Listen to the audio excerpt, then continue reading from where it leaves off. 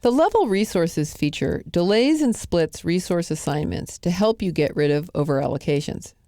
If you level your entire project, don't expect Microsoft Project to figure out everything you hoped it would do. In many cases, it delays some assignments for eons or splits tasks into teensy pieces so resources have to keep jumping back and forth between tasks. With Project 2010, you can focus leveling on specific tasks or resources so you can level the items that are giving you the most trouble. The Leveling Gantt chart view helps you see the results of leveling right away. That way, you can undo the leveling if you want to try different options or level different parts of your project. On the Resource tab, click the View down arrow and choose Leveling Gantt. On the ribbon, you see Level Selection, Level Resource, and Level All. If you want to level the entire project, you click Level All. If you have a few resources in great demand, you can select those resources and then click Level Resource. In this project, the tasks for evaluating lease sites and identifying costs have a lot of resource overallocations. You can tell Project to level just those tasks. Select the tasks that you want to level. You drag over the task IDs from Evaluate Lease Sites down to Hire Contractors. And once the tasks are selected, you can click Level Selection. The green bars show the original dates for the tasks. The blue bars show the leveled schedule. For example, Finalize Lease and Identify Additional Costs both have leveling delay lines in front of them.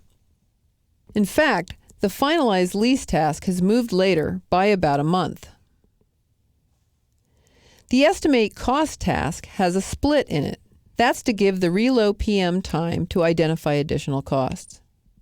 The Inventory Office task has a longer duration. That's because the Relo Assistance assignment was delayed until the second part of the Estimate Cost task. As you can see, the leveling feature sticks to delays and splits to get rid of overallocations. Before you level resources, you can consider other ways to remove overallocations. For example, in earlier movies, you learned how to add resources to tasks to reduce the time overallocated resources have to work. Or you could replace resources with people with more available time. Or use work contours. If you don't like the leveling results you see, on the Quick Access toolbar, you can click Undo to undo the leveling command. Or, as an alternative, if you've leveled, you can also click Clear Leveling on the Resource tab. And then choose Entire Project and click OK. Leveling options let you control some aspects of project's leveling strategies. Click Leveling Options. The Resource Leveling dialog box opens. When you choose leveling options, Project uses the same settings each time you level until you choose different options. Your first choice is automatic or manual. The manual option is the smart choice because you don't want Project to level assignments after every little change you make to your project. When you select the manual option, you simply click a level command on the ribbon to tell the program to do its leveling magic. The next choice can have a huge effect on how much Project has to level. You already know that overallocations can work themselves out over time. A resource could be overallocated on Monday and have free time on Thursday.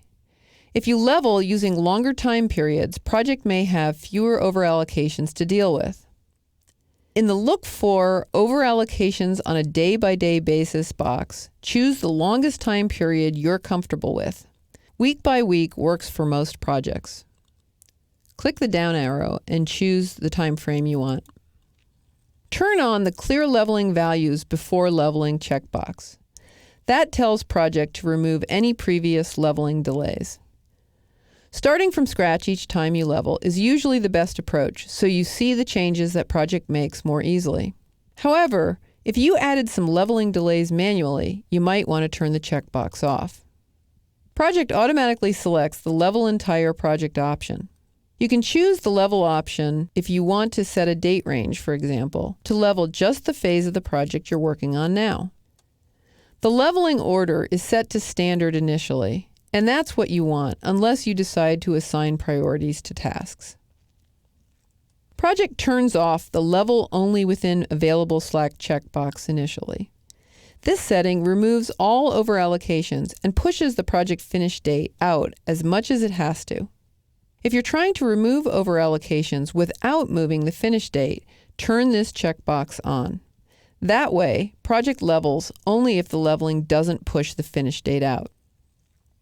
Project also turns on the leveling can adjust individual assignments on a task checkbox, so it levels only the assignments that overallocate resources, and that's usually what you want.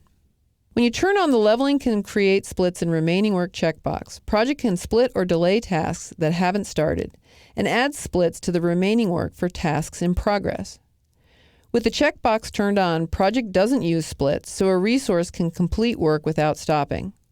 Unfortunately, that usually pushes tasks out to something close to the end of time. Project turns on the Level Manually Scheduled Task checkbox, which is what you want. Manually scheduled tasks tend to result in more overallocations than auto-scheduled ones. When you're done setting all your options, click OK to close the dialog box. Then you can click a leveling command to start leveling with the new options. Leveling takes a lot of factors into account. The best way to get the results you want is to level small portions of your project at a time, a few tasks, or a few resources. You can also choose leveling options to give project hints about how you want it to level your project. And remember, if you don't like the results, press Ctrl-Z or click Undo to undo them and try again.